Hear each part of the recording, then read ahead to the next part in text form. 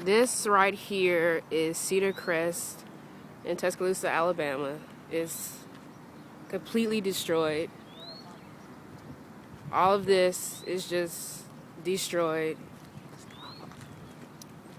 All of it. There's cars mangled in the trees. It looks like a war zone. It's completely just destroyed. This right here is a car that looks like it's been blown up or something. It's really bad in Tuscaloosa. It's really bad. This car right here is just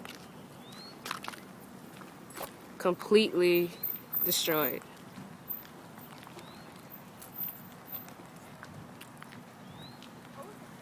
Completely destroyed.